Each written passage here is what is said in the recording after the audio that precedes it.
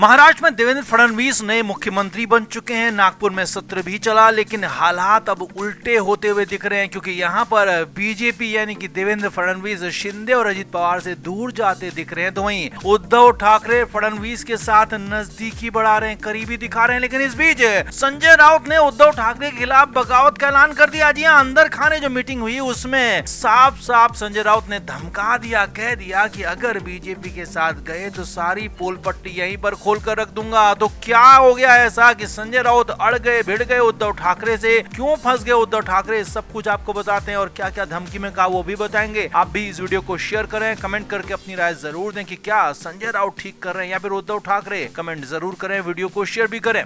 तो उद्धव ठाकरे और देवेंद्र फडणवीस के बीच में जो मुलाकात हुई थी, उस मुलाकात के बाद कई तरह के मायने, कई तरह के उसके मतलब निकाले जा रहे थे कि क्या अब वाकई में उद्धव ठाकरे और देवेंद्र फडणवीस एक हो जाएंगे, दोनों की दोस्ती फिर से परवान चढ़ेगी। तो इस दोस्ती के बीच में आ गए हैं संजय राउत। जी हाँ, वही संजय राउत जो कि ईडी के फेर में फंसकर जेल जा चुके हैं, और यही जेल जाना उनको अब तक अखर रहा है। जी हाँ, संजय राउत ने साफ साफ बगावत कर दी उद्धव ठाकरे के खिलाफ कि अगर बीजेपी के साथ गए तो मैं आपके साथ नहीं, और मैं आपके साथ नहीं हूं तो आपकी सारी पोल पट्टी खोल दूंगा। अब क्या क्या संजय राउत के पास उनके राज होंगे, उद्धव ठाकरे के कितनी करीबी बातें उनके पास होंगी, हम सभी जानते हैं, क्योंकि उद्धव ठाकरे के साथ साए की तरह संजय राउत रहे। अब सूत्रों के मुताबिक मातोश्री में ये मीटिंग हुई, जब मुलाकात हुई थी देवेंद्र फडणवीस और उद्धव ठाकरे की, तो उसके बाद उद्धव ठाकरे ने अपने करीबी और सीनियर नेताओं को मातोश्री में बुलाया, बात की और यहाँ तक चर्चा की कि क्या बीजेपी के साथ फिर से जाया जाए, क्या इस पर कुछ नया टटोला जाए। तो इस पर कुछ लोगों ने तो हाँ में भरी, लेकिन संजय राउत यहाँ पर बिफर गए। संजय राउत ने साफ मना कर दिया कि बीजेपी के साथ जाना खुद के पैरों में कुल्हाड़ी मारने जैसा होगा।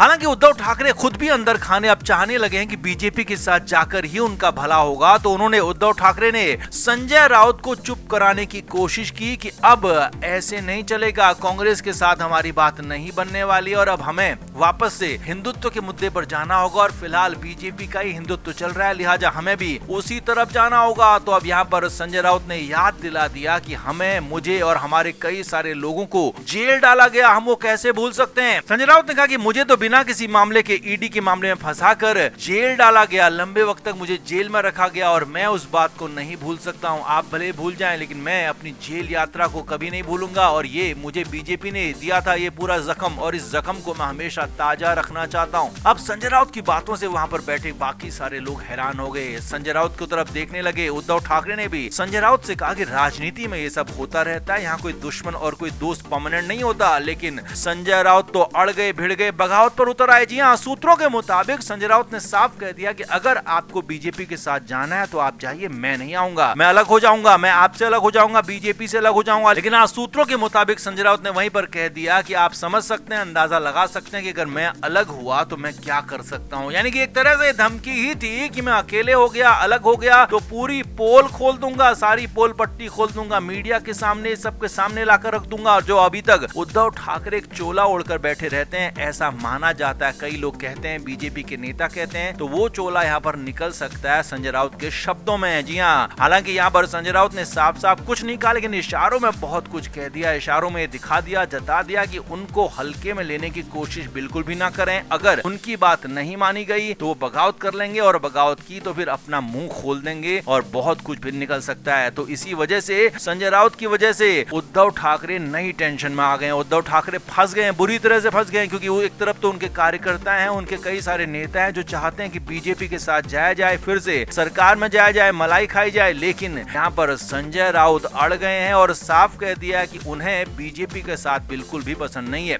और वो फिलहाल महाविकास अघाड़ी में रहना चाहते हैं। तो अब उद्धव ठाकरे देखना होगा कि अपने कार्यकर्ताओं की सुनते हैं, नेताओं की सुनते हैं, या फिर उद्धव ठाकरे उन संजय राउत की सुनते हैं जो कि उनके सबसे करीब हैं और उनके सबसे करीबी बातों को वही जानते हैं। अब आप क्या मानते हैं, उद्धव ठाकरे क्या फैसला इस पर लेंगे? कमेंट बॉक्स में आप जरूर से जरूर बताएं, वीडियो को शेयर भी करें।